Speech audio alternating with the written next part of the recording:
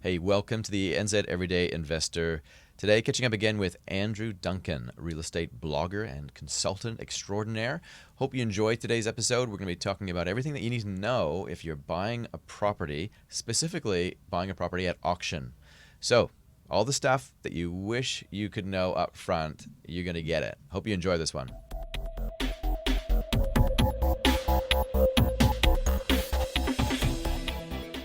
Welcome to the NZ Everyday Investor. I'm your host, Darcy Ungaro, and I'm sitting with Andrew Duncan. Welcome, Andrew. Hi, Darcy. Thanks for having me. Thanks for coming along. This is the second episode that we're doing together, and we are Practical Property Series. You know, everything you need to know about buying a home is what we're covering today. Last week, we covered everything you need to know about selling a home. The bad stuff so that everyone can improve the Your light will shine on the dirty deeds of the others. All right, let us begin. I'll ask you maybe a few background questions this time, just so people know who you are, because I didn't do that last time. No worries. Welcome to the NZ Everyday Investor. Hi, I'm Darcy. Hi. Oh, hang on, we'll do that again. I always do that. I look at you and I shouldn't, because then that's the signal to say something when you shouldn't. Just shut up, Andrew. Okay. Welcome to the NZ Everyday Investor. I'm your host, Darcy Ungaro, and I'm sitting with Andrew Duncan. Welcome, Andrew. Hi, Darcy. Thanks for having me. Thanks for coming along. This is the second episode that we're doing together, and we are Practical Property Series. You know, everything you need to know about buying a home is what we're covering today. Last week, we covered everything you need to know about selling a home. And for our listeners, tell us a little bit about who you are, Duncan, and not Duncan. For our listeners, tell us a little bit about who you are, Andrew, and what you do. So I've been in the real estate industry for 18 years.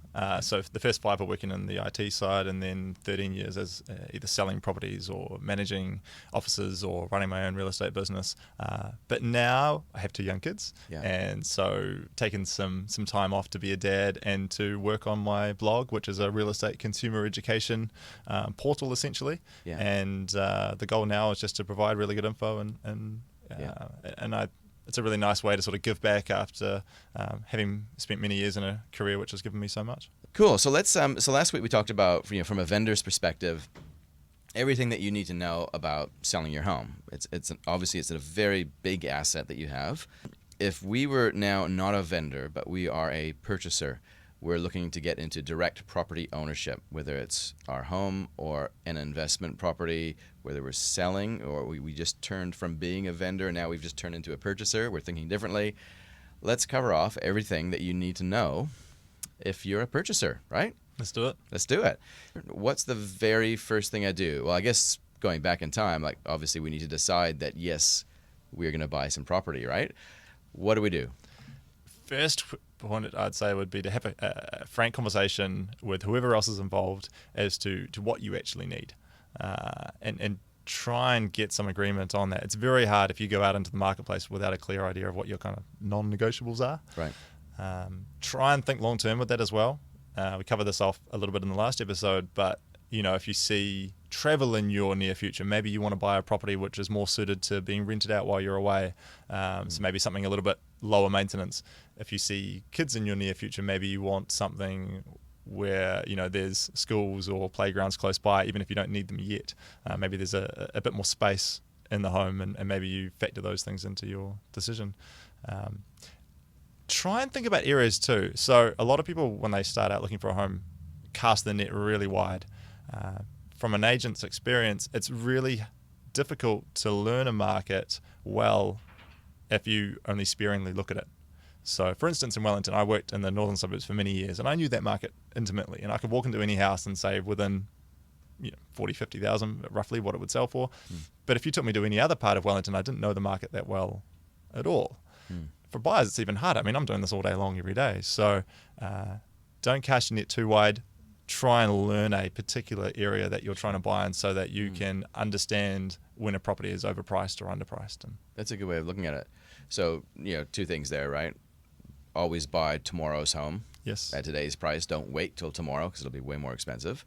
But secondly, understand the market in which your next home is already living in, because I guess this is really important if you're from a big city and you're trying to buy an investment property outside of the city. If you don't know anything about that, you're way more likely to make a mistake, right?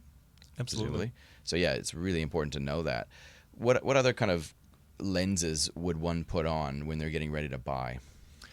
Get your right team around you. So ideally you should have a relationship with a financial advisor, a mortgage broker, a solicitor as well, just to be meeting these people, finding out how they can help you. The initial advice or consultation is often free in these situations, so you can just get a little bit of knowledge, see who you feel comfortable working with. Yeah. It's nice to get people around you that they can give you an impartial view potentially on what you're trying to do and help you speed up the learning curve. That's right. And that's really going back to what you do for your clients, doing that consultation. That's where I think it's really important at the very, very, very start, right? I think like actually paying a fee to an advisor. This is our model, right? This is how we actually work. We charge fees.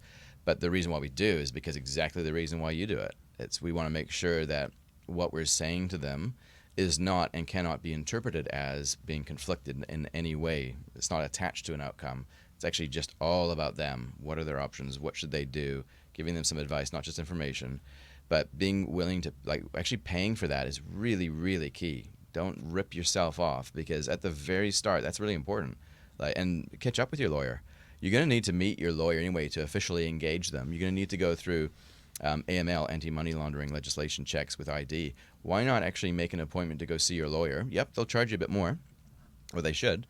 But that's good. Do it, because you know that you've got some advice. You've got a clear head as well, right? Hardly anybody does this. It's something, buying a house, you only do it most people every 7 to 10 years. So it's really hard to be an expert in something that you only do. And just if I sail a boat every 7 years, I'll be atrocious at it. But just because you did it once, right? That's right. You're actually not an expert. In fact, you're probably worse the second time around, I'm going to suggest, because you're probably selling as well as buying. So you need way more help the second time around, I'd suggest. Hugely so. So don't be afraid to ask for help, just like you'd hire a nutritionist or a personal trainer and these other things. It's good to get coaches in a financial sense as well. Yeah, when you're making a serious decision which will affect your wealth, not just your health, but your wealth, how often do we actually just go ahead and just blindly just give something a go and see what it's like? Our life's not long enough sometimes to make a mistake like that, right? Absolutely. Cool. So we've decided to buy a property. We've located an area. We've got our team around. Maybe we've had an initial meeting to get prepared. We have a pre-approval of finance. We have spoken to the lawyer. We've engaged the lawyer. We know how their process works. If we have a partner, we've identified what the characteristics of our home will look like. Then what next? I would start by looking at a number of properties in the area you're trying to buy. This will sound really boring, but get a list from one of the agents at the open homes of properties that have sold recently in the area, and actually go and drive past those other houses. You can't buy them, they're already sold. This sounds incredibly inefficient, but what you're trying to do is learn that market as quickly as possible. So Google the addresses. Often the photos will still be online. You can look at the inside of the house. Okay, well, that one sold for $760. Right, what did that one have? How did that compare to what we are hoping to find? Is that in our budget? Because you're looking for some confidence that what you're trying to achieve is actually possible. A lot of people waste time trying to secure something which is never going to happen. Correct. And they spend months learning that what they want is not actually in their budget. Correct. You want to learn that lesson as quickly as you can. Right. So you're not wasting Sunday after Sunday traipsing around open homes when you could be at the beach or doing something fun. So learn the market, learn a particular market. If you find that market isn't going to give you what you want, don't be blind, pig-headed and think, I'm going to put in offers 200 grand lower than what everything's selling for and, throw enough mud at the wall and something will stick.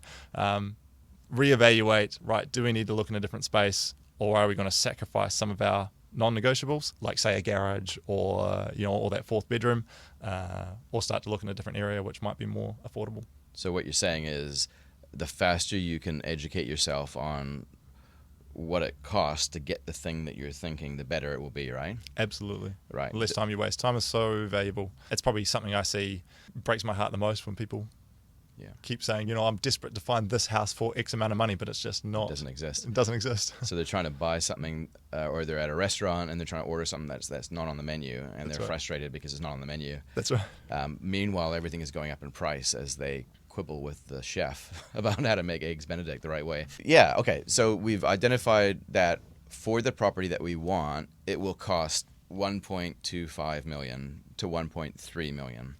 And typically, on any given weekend, we've got a short list online that we're looking at properties, and we go around, traipse around some open homes, check things out. For the most part, depending on the price range that you're in the area that you're in, you're going to see properties that are often marketed via auction, right? Yes. No, I shouldn't say for the most part, but often you will. Certainly for the types of clients that I work with, and probably yourself as well, often it's auction properties. So I want to hone in on auction properties and what it's like for the purchasers, because it's a very different story, isn't it? It's a very different strand that they are going to be going down compared to the vendor. So when I go to an auction property, what's the first thing that I'm going to be encountered with when I go to an open home when it's an auction property? For most people, it's trying to ascertain price and what's a realistic price level. Understand that when you search on sites like Trade Me and your property comes up in your price bracket, agents are going to be pretty suggestive, or at least they're going to set the expected sale price of their properties as low as they can possibly get away with, because they want to generate as much interest as they can for the owner. So just because you've searched, 1 million to 1.3 and this property comes up, doesn't guarantee it's going to sell under 1.3. That's a good For point. all you know, it could end up selling for 1.5. It's not always the agent's fault. Sometimes they don't actually know that it's going to go for this really high price until they test it out. But just take everything with a bit of a grain of salt. You'll go into the open home or the viewing, and you'll try and ask the agent, okay, what do you think this place is going to sell for? Agents, if they're really good, probably won't tell you much. What do they typically say? They will typically say either, it's an auction, we're really keen to let the market set the price, but we're not precluding any buyers from getting involved, something fairly generic like that. Or they might say, we're introducing buyers from 1 million. Yeah. Now, what that usually means is it's kind of the lowest figure that they can get away with saying without, getting into trouble. And they understandably are going to use a price. They want to, in the industry, they say, quote it low and watch it go. That's right, yeah. Call it low, watch it grow. Yeah. And feed the greed. Feed the greed, that's right. So again, take those numbers with a grain of salt. And often the agents actually don't know. So try not to get angry at them, or just be, why won't you just tell me an asking price? The agent, especially in a hot market, they really don't know until they get to the auction. So it's not, they may be genuinely thinking this is about the price range that we think it's going to be, but it ends up being 300 grand more, and that's not their fault. And even if they did know, if they told you, they're really not doing their job. What you need to remember is they're actually working for the vendor. Absolutely. And if they tell you what they told the vendor it would sell for, you might walk out. So the agent's entire job is to get people to the auction room, and most people, who go to auctions, who end up buying houses, that's not the price they intended to pay for it the first moment they walked in the door. One good question to ask at viewings and open homes, which can sort of cut through a bit of the stuff, is to say, what recent sales, what comparable sales did you discuss with the owner? That's good. So comparative sales statistics. Okay. So the agent would have given the owner a range of recent sales nearby that are some better, some are worse. It might be, half a dozen to 10 sales that to give that owner an idea of what their house might sell for. Sure. Hopefully the agent will be prepared to share that sort of information with you, and you can look at that and get a rough guide of. Yeah. Then what you're doing, it's based on fact. It's like these houses have actually sold for this much 1 month ago. Yeah. Rather than just throwing numbers around. Correct. Anytime you can actually base it on fact, you're going to make you're going to have better information naturally. And if you there's some websites like homes.co.nz. Homes is fantastic. It is. It's amazing. And I guess again, going back to paying a fee for advice, you could actually consider getting a registered valuer to, if you're really serious about going to this auction and you want to really know what it's worth. Yeah, having said that, it's all based on historical data still. Everything's always historical, and if the market's going up, you've got to keep that in mind. But that's another option, right? Get a valuation report if you can't get the information you need out of the agent. Having said that, it would be pretty rare if the real estate agent didn't give you the comparatives, right? Yes, it would be pretty rare. And one other little unknown kind of tip that can help a lot is most buyers think, I need to deal with the listing agent because they know the vendor better than anybody else. They're going to tell me the inside word. But what you have to remember is the listing agent has to say the same thing to every single buyer. And they have to have this kind of same quote price for everybody. Say the property's on the market with Harcourts or Barfoots or any Ray White, whoever. If you use another agent from that company, not the listing agent, and that other agent is only working for you on that property, they are more inclined to tell you exactly what they think that house will sell for. Gotcha. They're Because more likely to be working for you. They're more likely to be working, and essentially they still get paid by the owner, but they're incentivized for you to get the house. And they don't want to waste their time getting you along to an auction if you're not going to have a chance to buy it. So they're going to say, hey, look, realistically, you need to be 1.3 for this house. And it might still go for more than that. Correct. But Which they would probably get into an argument the very next day with the listing agent around, you shouldn't have told your purchaser that. You've just completely screwed my auction, right? This can happen, and often in offices they try and have a rule that the quote price is used by every agent. But in a practical sense, it's what usually happens is if you have an advisor in one company who's taking you to this other agent's property, then they'll tell you what they genuinely think, that they'll give you their genuine advice because they want to help you out. So often people think they're at a disadvantage if they don't deal with the listing agent.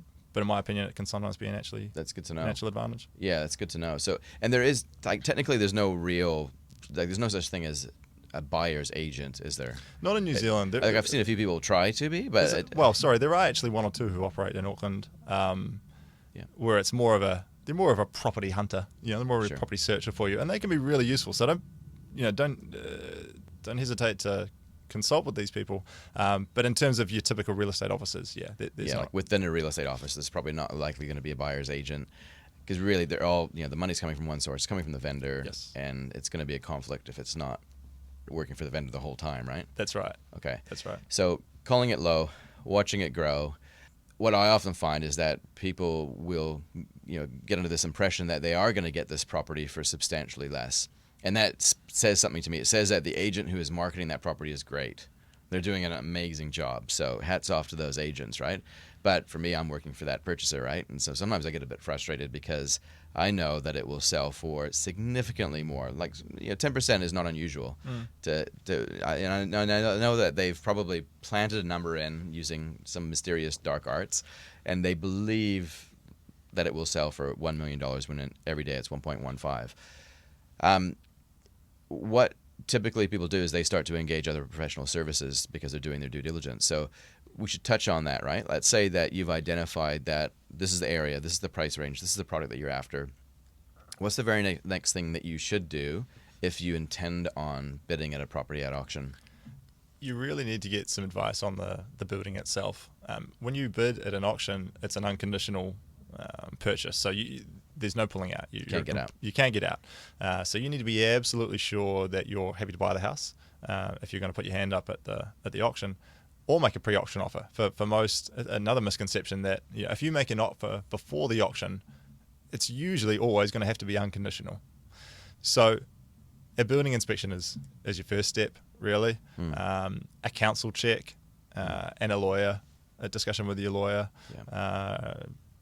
Particularly around those two things as well. So, with the council check, is everything consented? If there's anything that's not consented, which is common, don't be too totally put off if that's the case. Let's say they put up a carport that's not consented. Discuss it with your solicitor.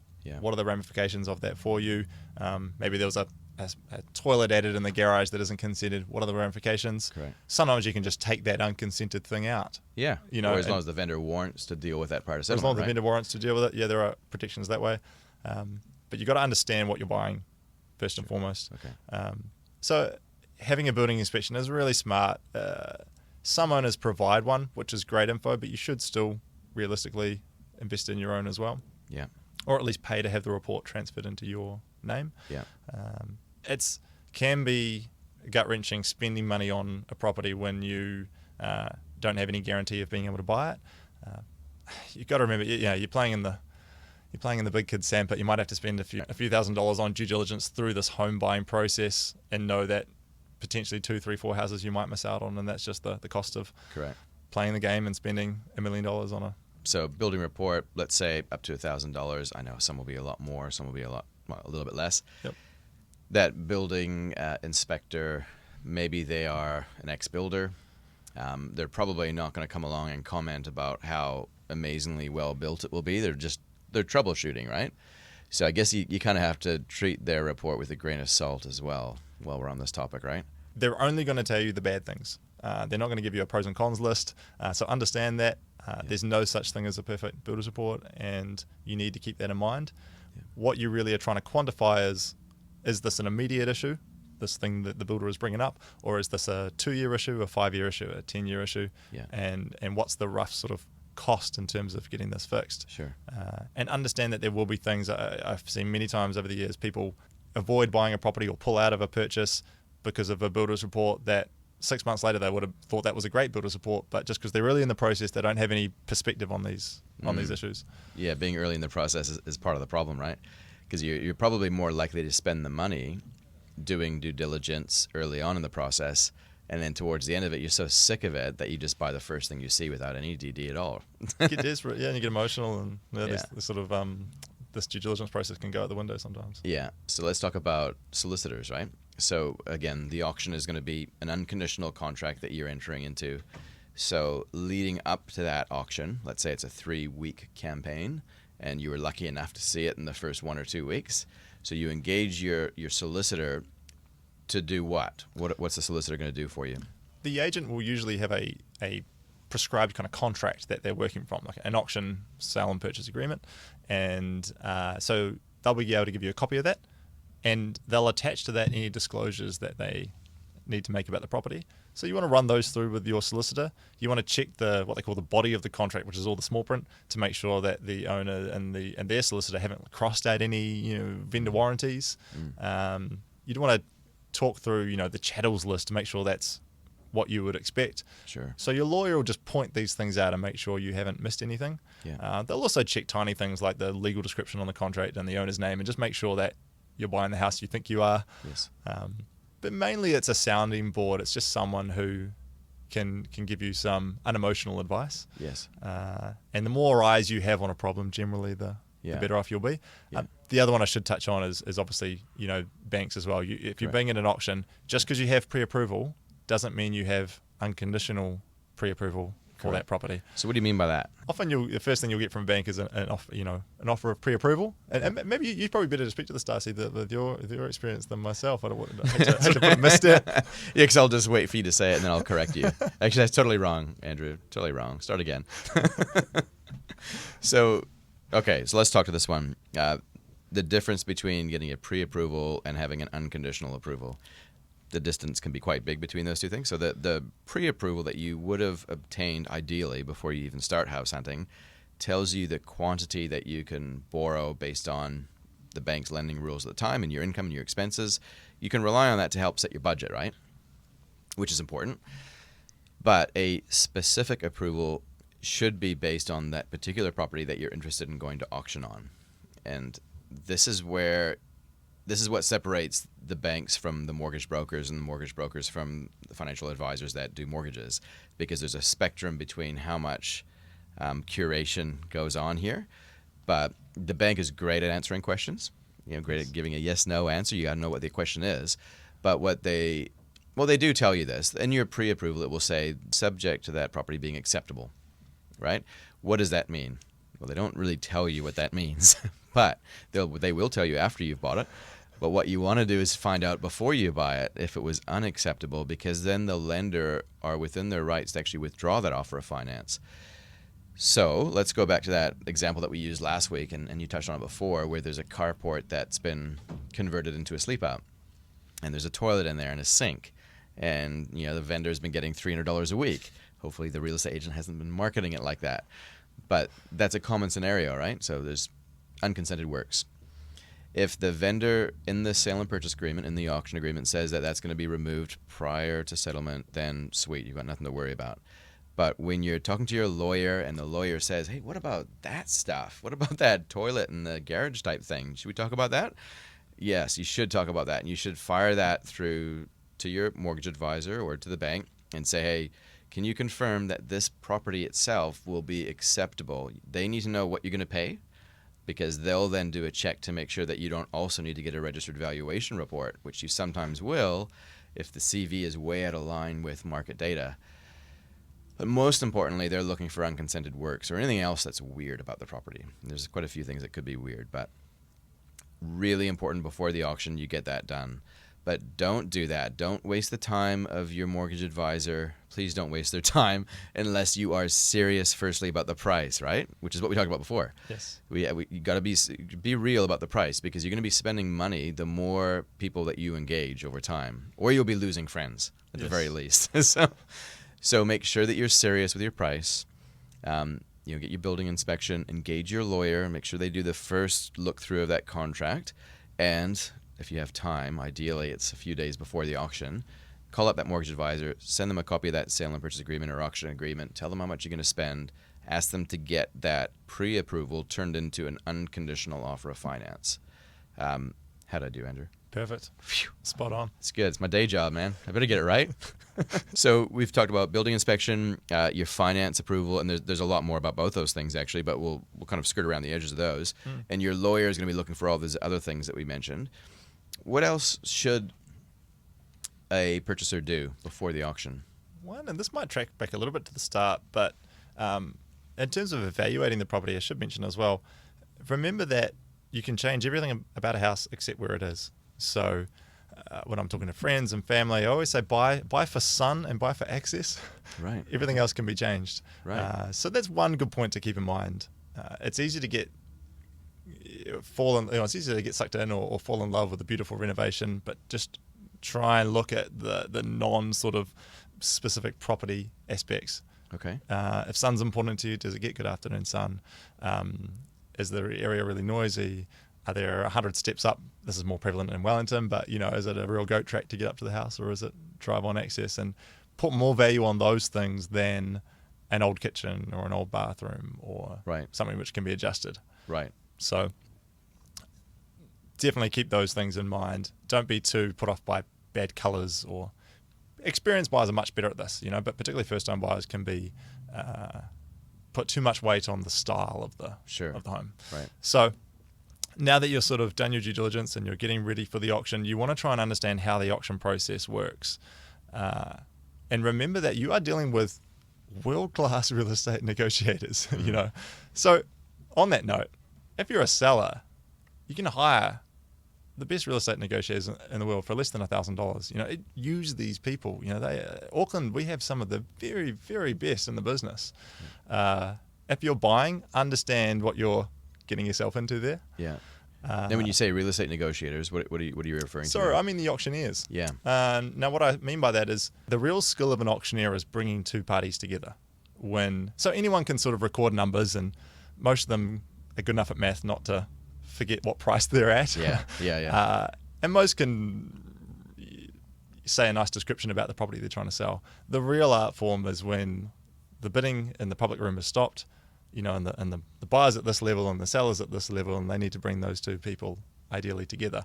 That's when the real skill comes in. Right. And these people are... And that's where often the auctioneer will actually step in and go ahead of what the agent has already been doing. Yes. And they kind of are the finishing touch, right? They're the specialist. And most auctions end this way. The buyer in one room, the seller in the other, having private conversations with the auctioneer. Yeah. And that's where the auctioneers really earn their...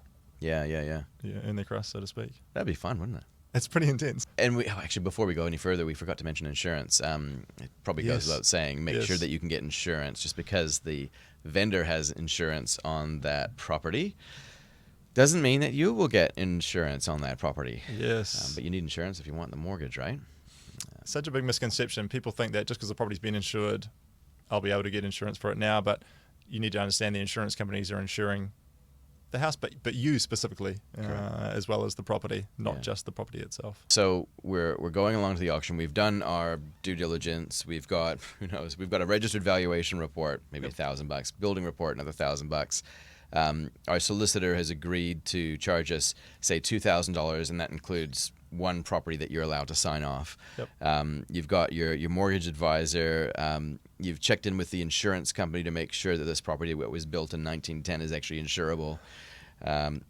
We're set, right? You're realistic in your price. On our way to the auction, let's say it's your partner and you on the way to the auction, what should you have pre-agreed on before you actually show up? What you hope to buy it for, your kind of what you'd love to buy it for. These are your prices. Your kind of a dream buying price, your sort of what you'd happily pay for it, and what you'd really pay for it if it's competitive and you're really pushed and you need to go out of your comfort zone a little bit. And ideally, you've probably had a chat with your mortgage broker. You might have your unconditional pre-approval level, but it's worth asking the question: what happens if the auction stops 10 grand above this? Have I got any leeway, or do I need to be really careful? Often, once you've actually bought the property, you can go back to the bank and get that extra amount of money. But it's nice to have some cover in the auction room so that you know that you don't want to see it sell for 3 grand more than your pre-approval. That's heartbreaking. Yeah. So, understanding those price levels, but with some fluidity, ideally. But what you're saying though is actually, and this is what I say to people, is write those numbers down. Yes. It's interesting that you have the same sort of advice that I give to people, which is write. I usually say 3 numbers. Here's what you'd like to get it for. Here's what the very, very most that you would ever imagine paying for a property. This is what you'd pay, and this is where you think the market is.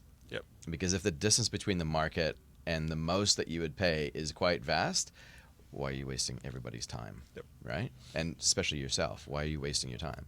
But I think writing it down and actually sticking to that would de-escalate stuff, wouldn't it? And make it clear what you agreed on. Yeah. I often see people ask someone to bid on their behalf. I think that's kind of a shame too. I know that might sound like good advice, but you don't get to do this too often. Get stuck in, put your hand up, feel that adrenaline rush of harden up, of bidding at an auction. Have a bit I of fun. think it's a life experience that if you're lucky enough to be able to do, you should feel that. Feel that rush. Okay. When you're the owner of the property for 5 seconds. It's like when you're buying a toaster on Trade Me, right? It's That's like right. That thrill that you get when you're $11 ahead of the competition, right? I'm nesting. Don't mess with me. That's right. So feel that rush, but understand. Have a discussion around who's going to put their hand up. If you're in a partnership, understand who's going to take that role. Then decide what your strategy is going to be. So there's often too much emphasis placed on, are you going to bid strong at the gate? Are you going to wait right till the end, when it's going once, going twice, and then you put your hand up? There's no perfect strategy which is going to knock everyone else out of the park. Yeah. One little thing is if you get in that situation where you're going in $1,000 bids, I like the idea of sort of jumping the bidding. So if it's you and one other person and you're going, 721, 722, 723, just jump ahead and just say 730 and show a really strong move to try and shake them off your tail. Shake them off, yeah. I do like that one. The biggest tip to be aware of is know who you're bidding against. What I mean by that is a lot of people get caught bidding against the auctioneer and not realizing what they're doing. Yeah. It's a big room. There's 30 people there. They're trying to buy other houses as well. It's an auction night. You're bidding. The auctioneer keeps spouting numbers back at you. You think there must be someone else in the room, and then 100 grand later you realize, hey, wait, I'm the only one here for this house. It's the piano in the corner that's bidding. That's right. And understand the auctioneer can legally bid on behalf of the owner up to, but not including the reserve price, so what they call vendor bidding. If you catch yourself in this situation, you don't need to keep bidding. If you stop and no one else bids, then what the auctioneer will do is ask you to go and have a chat to them privately and get in this kind of one-on-one situation with the vendor. But if you're happy to bid against them, they'll keep doing that until you're right. And usually they'll make it quite clear that I'm bidding on behalf of the vendor here. Yep. Bam.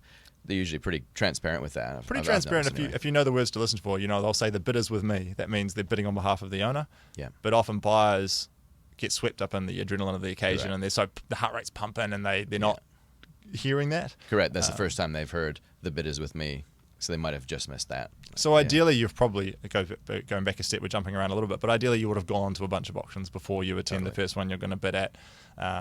Not the funnest way to spend your Thursday night if you're not the one bidding, but far better that you get educated. And it is pretty entertaining, though. Can be. Yeah. Can be. So understand your price, understand who's bidding against you. The other big one is whether you're going to make an opening bid or not. Okay.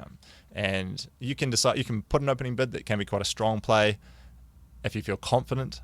If you don't, better to just watch it play out. Okay. If no one else makes an opening bid, the auctioneer will propose a starting price for it. And the other thing is, the auctioneer, remember that they'll give you plenty of opportunity to bid again. Yeah. So don't be in a rush to bid, that someone else, that they're going to put the hammer down and sell it to someone else. Yeah. They'll give you plenty of opportunity. That's right. That's their job. Is to get you to bid. So don't worry about that. Yeah. So tell me then, what's the benefit to a purchaser around making a pre-auction offer? If you are short on time, so say the auction's in 3 weeks, but you've got an overseas trip booked. If you want to give the other buyers less time to get themselves prepared, a pre-auction offer can also be a good idea because you're potentially cutting out some of the competition. So I can understand the approach. Personally, I prefer to wait for the auction because I want to be able to see what's going on and what the sort of interest level is. When you make a pre-auction offer, at that point the owners, they're hoping for the very best, and their expectations are going to be as high as they are ever going to be. So if you're going to stop that process, you're going to need to pay a pretty good price. So you need to be pretty determined that you want that house, and that no one else was prepared to pay as much as And I guess that's the hardest part for you to do as a purchaser, because especially early on in the marketing campaign, you probably still you're further away from the vendor than you will ever be, because you probably still think you're going to get it for a bargain. Yes. So you might put your $1.2 million, the very best that you can do, but really it's still 1.5. Yes. You just haven't found that out yet. It's not an easy thing to get.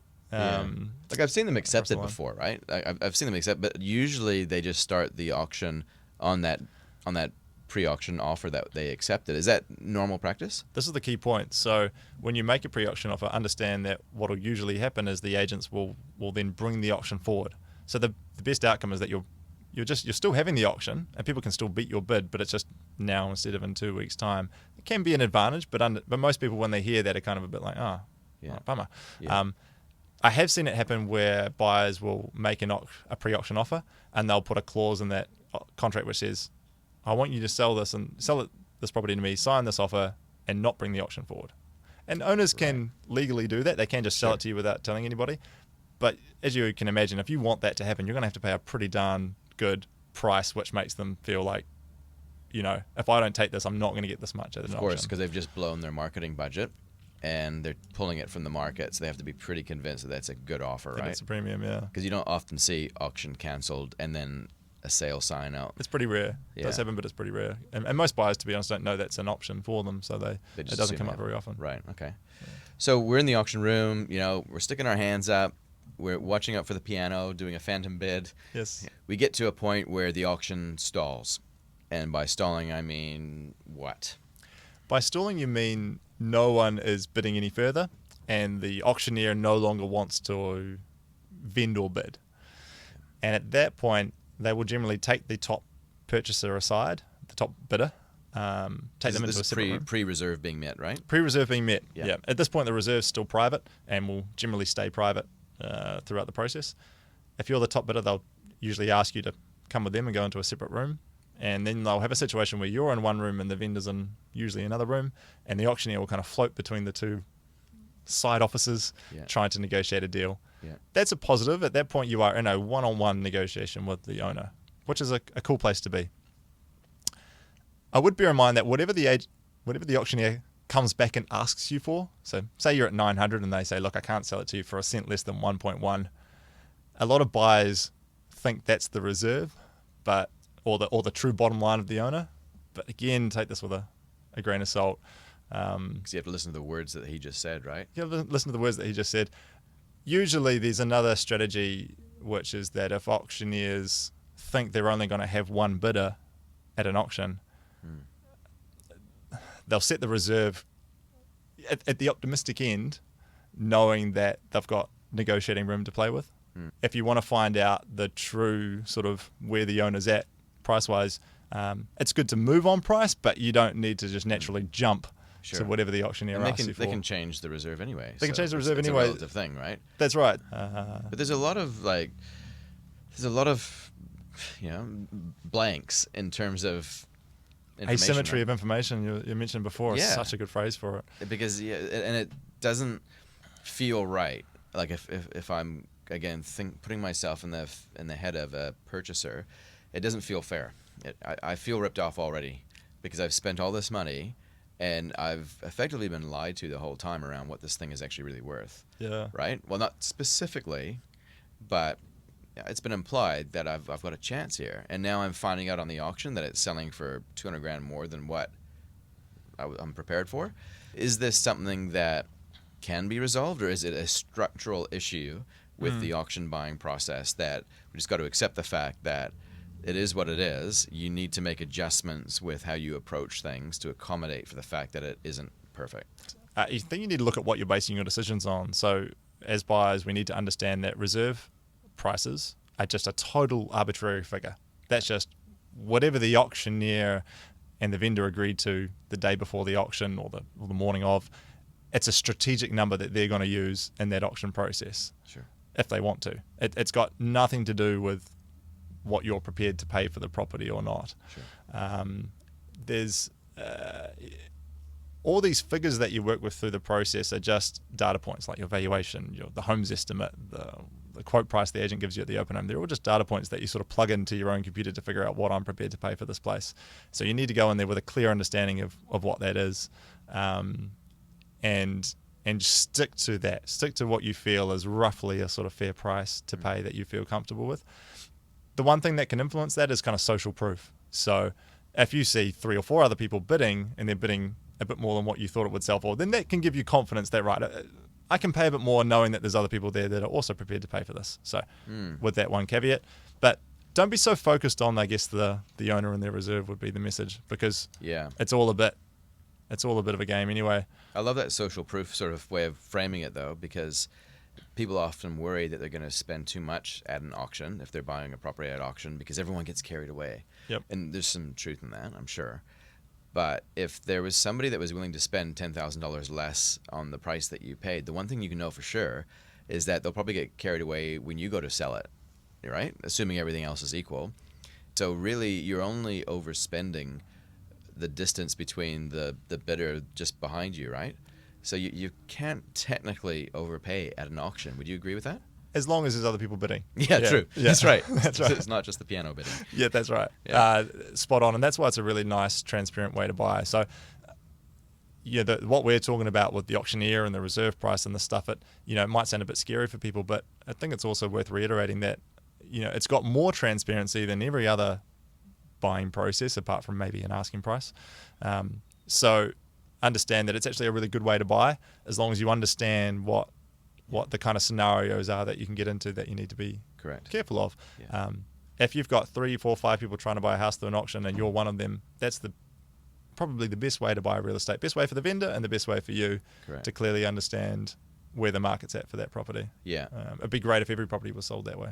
That makes sense, because it is fairly transparent. It gets the job done. Yeah. It's an awkward, emotional, stressful thing that you have to go through to get into direct property ownership.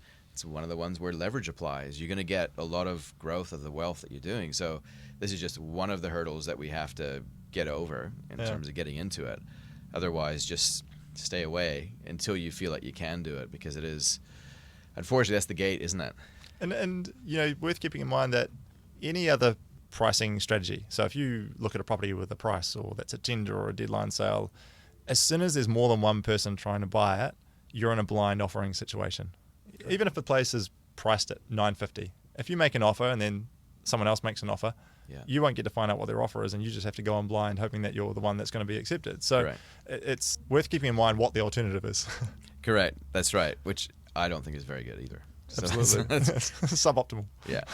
All right. So we are fortunate enough to buy this property, right? Yes. We get the property. We are going to need to pay a deposit, unless you've arranged a side agreement, which gives you a special different settlement date when you actually pay full price and move in, or a lower deposit. Generally, 10% deposit is required. How likely is it that the vendor would agree to a side agreement with a lower deposit?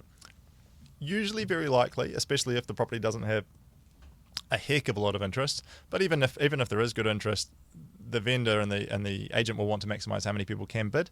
So usually getting the deposit changed to 5%, or maybe changing the settlement date by a few weeks, those variations are not too hard to get accepted. So don't be afraid to ask for those, but you've got to get it before the auction commences, there's no point after you've won the bidding saying, "Oh, can I actually pay a 5% deposit?" Because Yeah, that's awkward. it's not going to fly. Yeah. So get that sorted out beforehand. And if it is an expensive property, better to make it a 5% deposit. It's still a substantial amount of money that you won't want to lose, but it just means a little bit less out of your account for the correct. for however long it is between now and settlement. Yeah.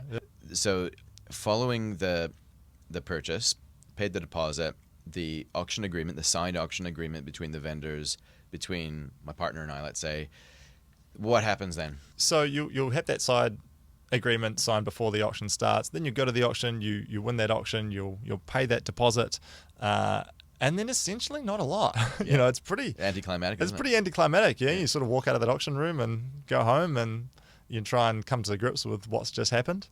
You can't even go and see what you've just brought. Yeah. The whole process is usually quicker than the time it takes you to have a shower.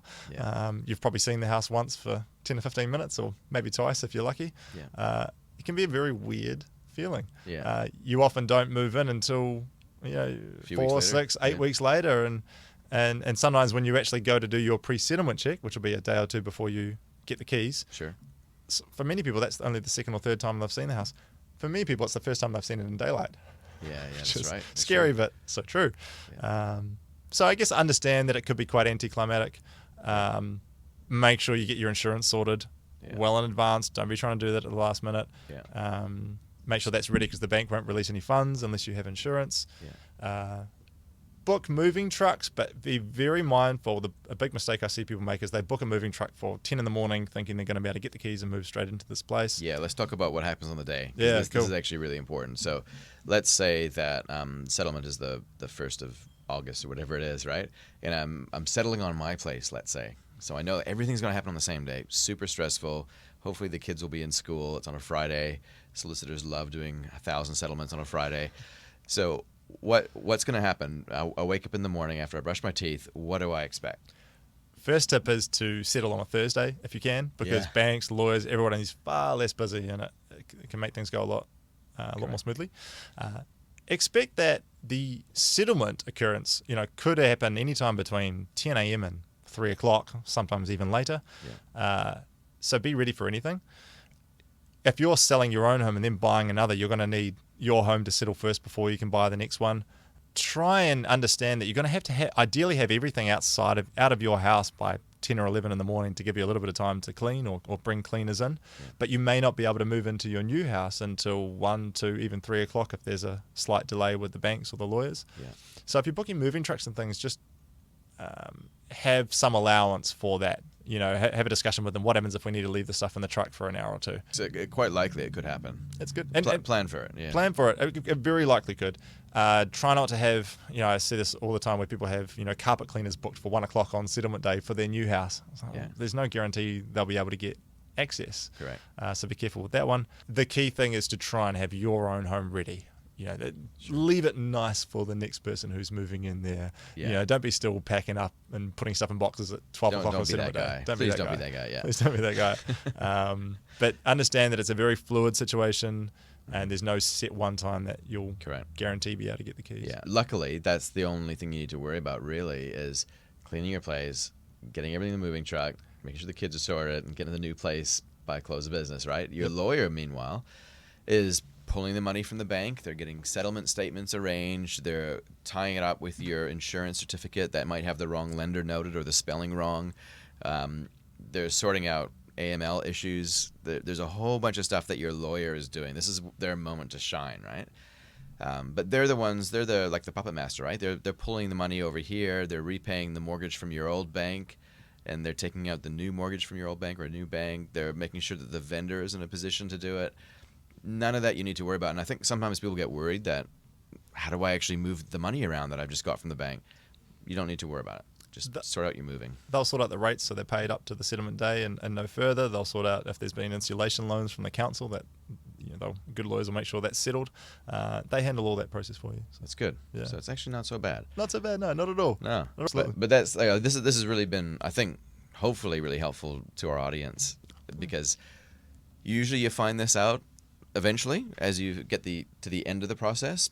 But man, the points that we've covered are so relevant, because everybody will go through these for the first time when they do it themselves often, And if people have just picked up one or two things, it might make them that much more confident when they go to potentially buy a property, especially with auctions. We've majored on auctions because that's sometimes the trickiest thing. But that's really good. Is there anything else that we should throw in there in terms of other consideration? I was going to add with the auctions, one point I should have said around when you're actually in the auction room and you're bidding and negotiating is don't let pride get in the way of progress. We talked about this a bit in the last episode, but you might walk in there with a fixed idea. I'm not going to pay a cent more than $920,000 for this house. If there's an opportunity to buy it for $930,000, just get on with your life and move forward. You're dealing with big sums of money, but you're also dealing with properties which are a big asset, and there's value in progress, as we discussed before. A lot of Kiwis get caught in this, no, I'm going to meet you in the middle and not a cent more. But this middle is often a very arbitrary figure. If you've come in with your offer at 800,000 and the vendor comes back at 1 million, that doesn't make 900 grand suddenly the fair market value. That's just the middle point of two offers. So try and let go of these notions which can limit progress. Don't let pride get in the way of progress. I love that. Yeah, that's so true though, right? Like $5,000 more on the price. That's $5 a week. That's how much that is. So, but again, we often are trying to prove that we were right, or we're trying to win some sort of arbitrary game. But really, you want to be in that school zone, right? Or you need that extra bedroom, or you need to get into this area, or this is your first home, or whatever. Just get the job done. Do you really want to go back to buying more builder supports and doing more open homes? And also remember that if you're looking at $1 million property, $10,000 is 1% of the value. So $10,000 is a lot of money in everyday life, but in terms of a property, it's 1%. Anyone who owns shares knows that they can fluctuate 1, 2, 3, 4, 5, 10% in one day or more. Especially at the moment. So keep those things in perspective. Yeah. And the last thing, you're paying two prices, right? One is the price for the property and the other is the entry fee. That's right. That's my favorite one, right? Because it's true, right? You're going to feel sick about what you've paid, but to play this game, you also have to pay an extra 10 grand, right? Just get over it. Yeah. Yeah. How's that for good advice? I should be a counselor, eh? Just get over it, man. Awesome. Now, Andrew, I love what you do, and I really want you to be busy at what you're doing. You're gonna have to increase your prices. I think that's the only complaint I have, is that you're not charging enough. No problem. So hopefully everybody's gonna call you, and you'll have to crank up your prices. But tell us what you can do for people who want to benefit from you without actually using you as a real estate agent. Talk us through that. So on my blog, you'll see a consultation link on the menu, and if you have any specific question or something about your situation that you'd like to discuss, if you just need a sounding board, that's what I'm there for. You can book a half-an-hour consultation online. It's really easy to do. It syncs with my diary. It tells you exactly when I'm available. It's $89 at the moment. Yeah. But it'll be $150 by the end of next month. But getting that right bit of information at that time, well, at whatever stage you are in the journey, can be really worthwhile. So I'm happy to use my experience to try and help you make an informed decision. That's really valuable. Okay, awesome. Love your work. And Thanks, lastly, Darcy. Where can they find you? What's the address of your blog? Is andrewduncan.co.nz. I'm also on Facebook and LinkedIn and things, but the blog is the easiest place to go and find all the information. And you can also email me property@andrewduncan.co.nz. Awesome. Fantastic. Thanks again for your time, Andrew. Really appreciate it. My pleasure, Darcy. Thank you. All right. Cheers.